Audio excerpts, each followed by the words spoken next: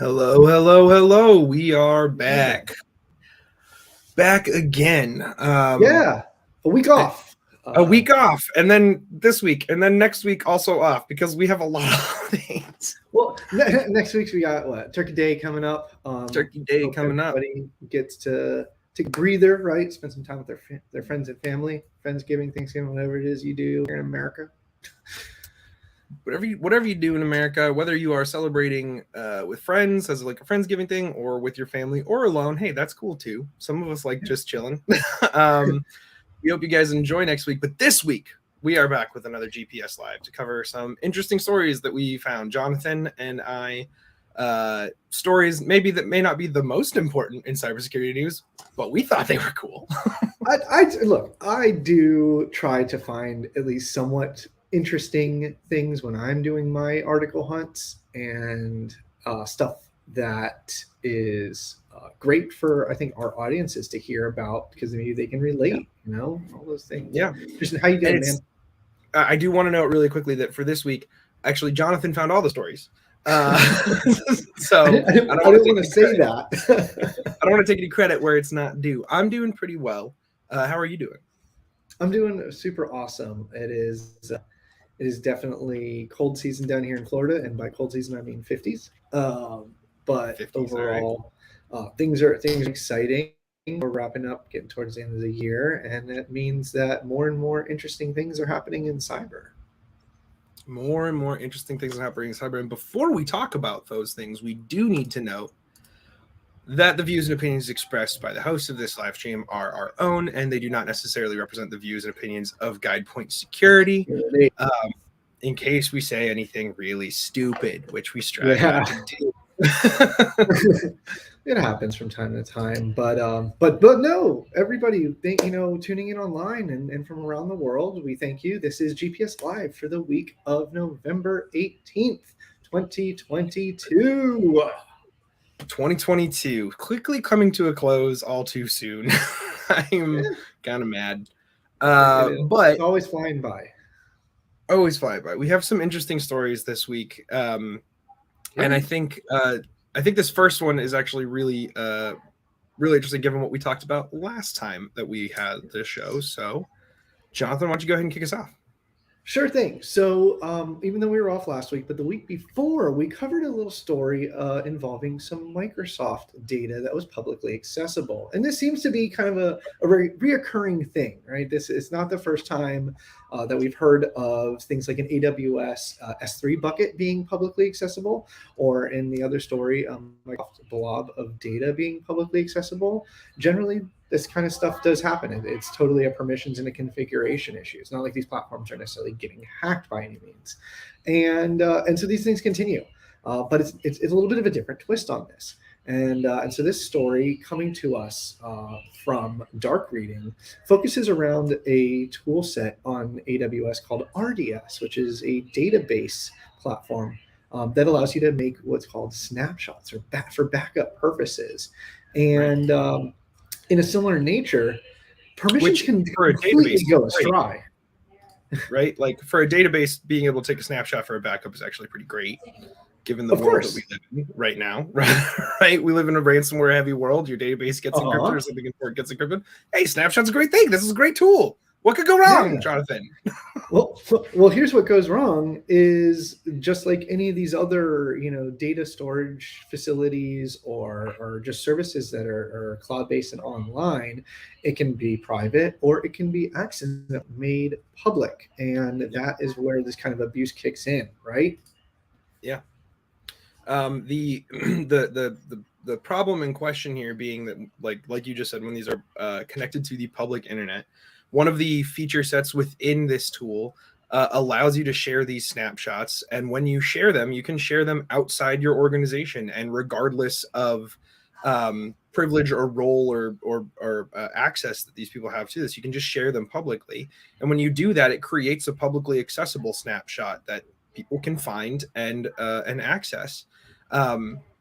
And what was interesting about this is that the researchers who were going about this and looking into this were able to find tons and tons of these publicly accessible databases, some of which were accessible for months, which were thousands, right? Yeah. That which a ton is technically 2,000 pounds. So I'm gonna still say tons and tons. I think. Good job. Good job. We still got there. But some of them were accessible for months. Some of them were accessible only for a short period of time. But all of that is enough time for an attacker who knows that this is available to be able to be searching for these things. I mean, we see this all the time with OpenRDP, right? You can just do a scan for things that have on RDP port and openly accessible. So there's ways for people to obviously find these and get into them. But the really interesting thing that they were looking at as they went through them is that there is metadata associated with these databases, including a field called master username that just often will have the company name, like the company who created this database, or an acronym for them, or sometimes it's a specific person within that company who is like kind of the admin and owner of this. And then they can just do a LinkedIn search to figure out, hey, is this database actually going to be useful for me if I want to do anything? Exactly. And so between, it's a configuration or a mishap error of trying to handle your backups and snapshots of your databases, and, leaving all these breadcrumbs and bits of information that have, we mentioned, what was it? A username to the database is literally part of the meta. So the challenge on how to log in is already done for you.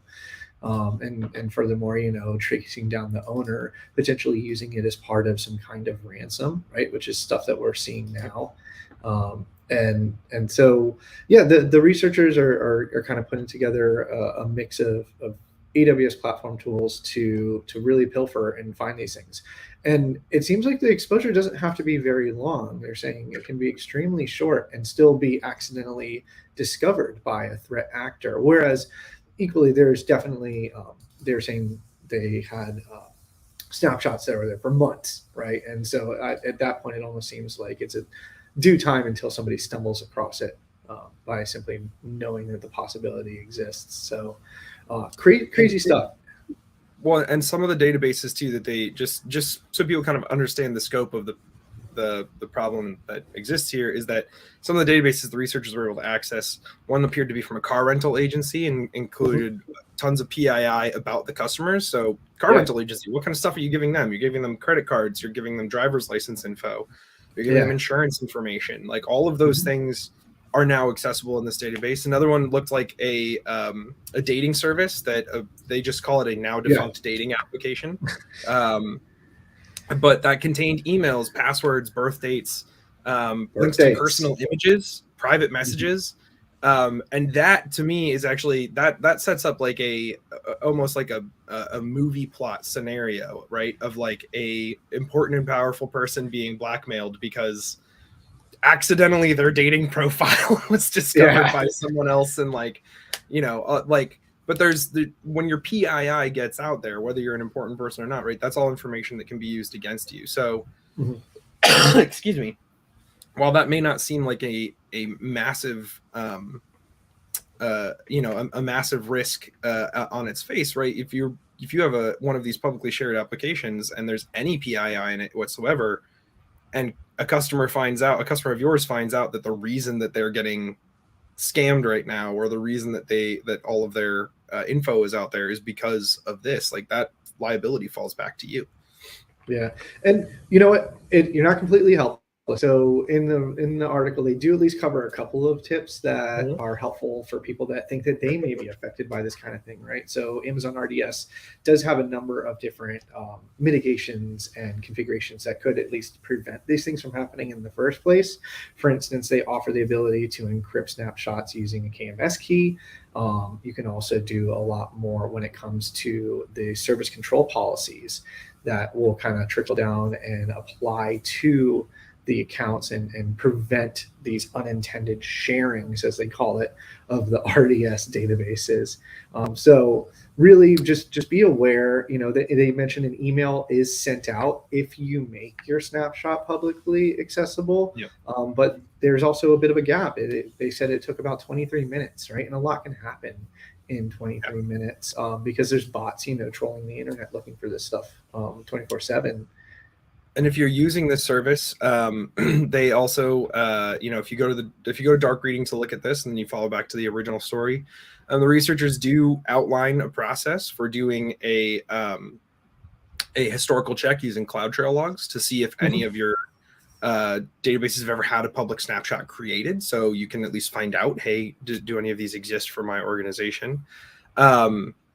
The only problem that they do call out is that there's currently no way to see if someone copied a public snapshot. Yeah. So if a public snapshot has been made of a database that you own, you cannot assume that just because you found it, things are fine, right? Immediately assume that the probably worst case scenario has already occurred and proceed from there. Yeah. Well, talking about worst case scenarios, hey, can I borrow your phone? Because I no longer need your PIN code, apparently. Apparently.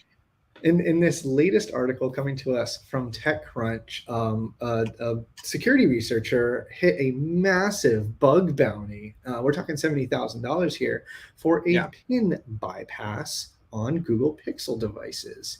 And first off, I'm a huge fan of bug bounty programs. I think they're super awesome for what they deliver to a company when it comes to just kind of crowdsourcing that research and having somebody through bug bounty hunters broker those conversations and validate it, and it sometimes complements a security team really well. And again, this is John's opinion, but these are the reasons that I like it, is this $70,000 thing. And so yeah, PIN bypass was clearly valuable, and it sounds like it was just a little bit of a trick to really get it functioning. This wasn't like anything crazy at the end of the day. Yeah, the way that this works is this researcher, David Schutz, I believe is the way it's pronounced when you have the two dots around on top of the U.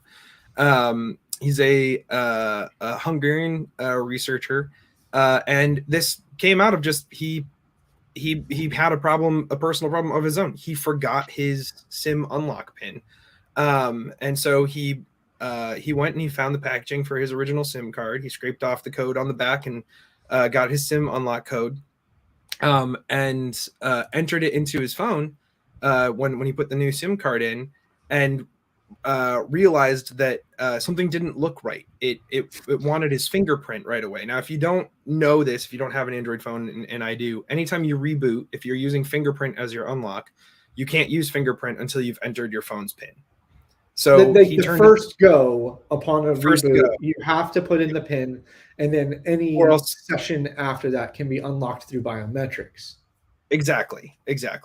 So he turned his phone off, he swapped his SIM card in, he entered his SIM unlock code, and it presented him with the fingerprint option. And he thought, that's not right because I've rebooted my phone. It should ask for the PIN. I'll look into this later. And so then he started toying around with it, and he kept on getting the same results. But one time he forgot to turn the phone off and reboot it before swapping the SIM. So he hot swapped the SIM tray, entered the unlock code, and it immediately brought him to the home screen. Yeah, it's so cool.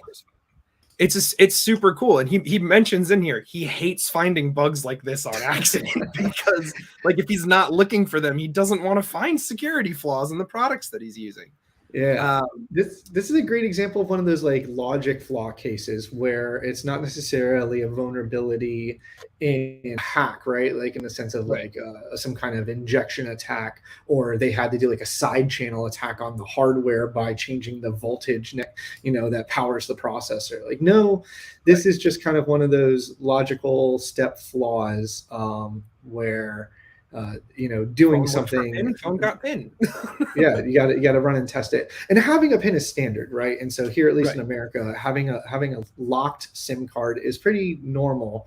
And if anybody has ever tried to put a different SIM card in their cell phone that's locked to the carrier, you're immediately asked to put in a PIN for your SIM card. And so in this case, it sounded like it was ripe for opportunity. And so I was watching the video of how it happened, and again, this kind of goes to show that really anybody, whether you are a professional hacker or not, can stumble across something that's extremely valuable, especially in the bug bounty world. and it's it's interesting to know he tried this. He had a fully updated Pixel 6. Yep, He patched, got the old Pixel latest, 5. newest hardware, all that stuff.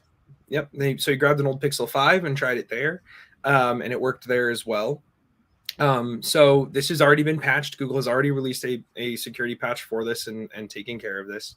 But yeah, speaking of, like, to what you were saying earlier about the beauty of the bug bounty system, is the reason that his payout was so large is because Google offers up to $100,000 for any lock screen bypass that affects one or more Pixel devices. Like, that is yeah, or that affect multiple or all Pixel devices. I know. I was So like, I feel like because I need an Android so I can start messing with it just to see if I can. We used to call I them know, the right? cat attack, where you just poke the screen until something happens, or you just go to town and Yeah. expect it to just freak out because it's one of those like outlier. You can't do it through test case and UI testing and all that other fun stuff. Yep. Well, Also, just kind of interesting stuff. His write up is actually very good. You can find the story on TechCrunch, mhm. and they have a link directly to his blog. The only reason I'm not going to read off the direct link to his blog is because it's a little bit of like a alphabet soup kind of scenario. I think it's xdavidhu.me, bugs.xdavidhu.me, and I'm not gonna go Sounds through the about right. rest of it.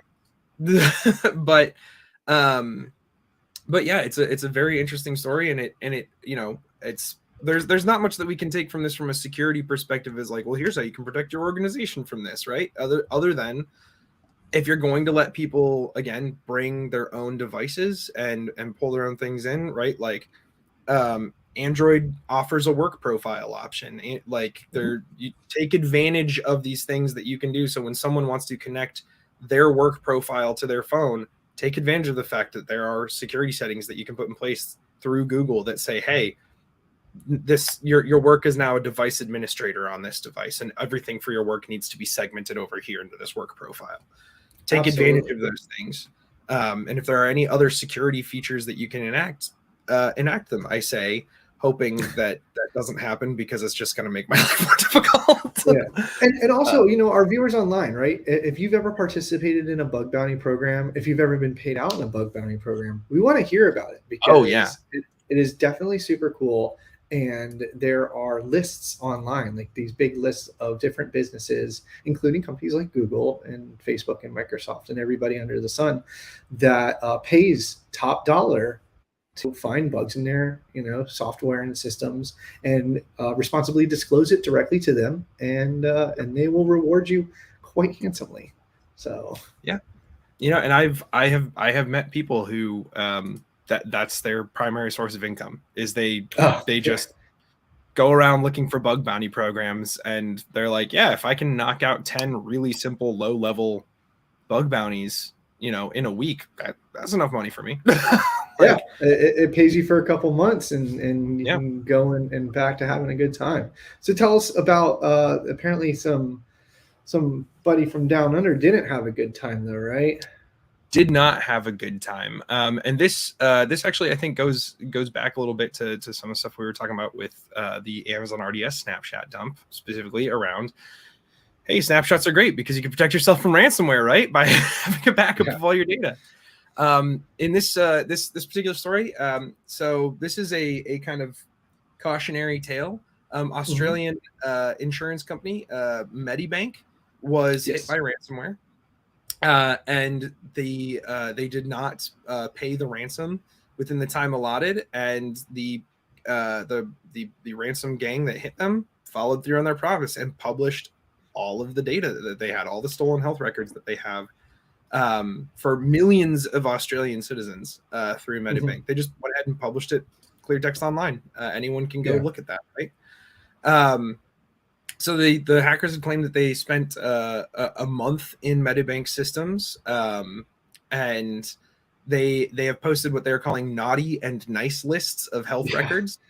So, which is, I mean, pretty terrible, because their naughty list includes people who are seeking treatment for things like drug addiction or eating disorders, which are medical issues. Like, you're not choosing to have an eating disorder, right? There's a whole great conversation we could have there. But that's, highly sensitive information that people wouldn't want to have out in public. And because Medibank refused to pay the ransom, they went ahead and just published it all and made it public. But I think that there's a good moral, or not moral, sorry, moral to the story here. The moral to the story is not, well, then you should just pay the ransom. The moral to the story is you should have a comprehensive ransomware response process in place for when something like this happens, right? And that needs to include not just, do we have backups of our databases that we can restore from, but it also includes, who are the lawyers, who are the negotiators, who are the people that we're going to call the second we know we have ransomware in our environment to step in and help us through the legal framework, and then help us talk to the people holding the ransom and figure out what they actually need and want. But that's the kicker, right? And so the article coming to us from Gizmodo actually goes on to explain that Medibank didn't have cyber insurance, and cyber insurance does cover a lot of those things, right? So crisis management and how to handle PR and communications, but also that incident response, the networking, the IT, the cybersecurity services, the tools, the people, all of that kind of kicks in with this. And there's a lot of conversations that we've been having over the past couple of years, right? I would imagine many of our viewers online have either been a part of or heard, do we pay the ransom? Do we not pay the ransom? Are these ransom gangs serious when they say, if I pay it, that they're going to delete the data, and if I don't pay it, they're going to share it? Can we trust them? And how does that even work in the first place? And so the ransom did exactly what they said was going to happen. And what a lot of people fear is the reality behind is that they just steal the data, but now they're making it public as kind of a double down of not participating and playing along.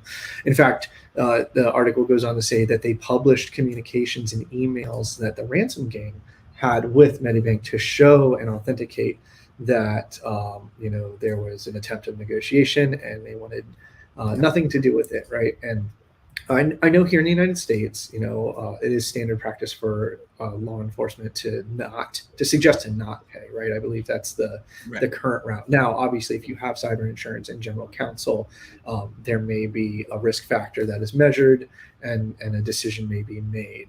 But I know generally, from my understanding, the FBI would say don't pay as your first intuition. As in, they may not hold up their end of the deal because they are criminals at the end of the day.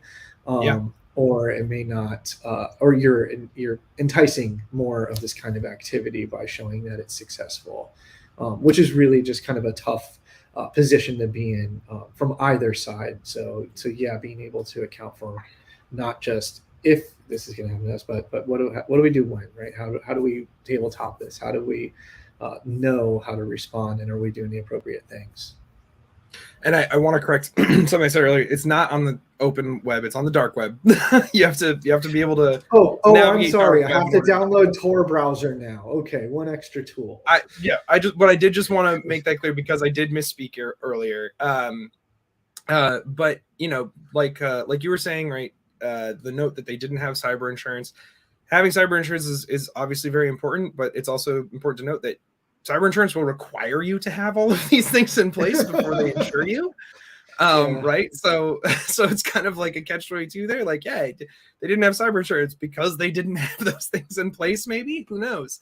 But they've been criticized for their slow response to the attack, and to saying that they didn't believe that the hackers had stolen any personal information or that any personal information was breached, which again speaks to having the properly formed response plan in place, right? Having your PR people, having your legal people who can tell you, like, this is what you can leak, because I'm sure that this now puts them on even more of a hook, right? If they came out and said, nope, there was no problem, and suddenly it's like, well, there was, and did you know there was, and you were just lying to try and downplay things?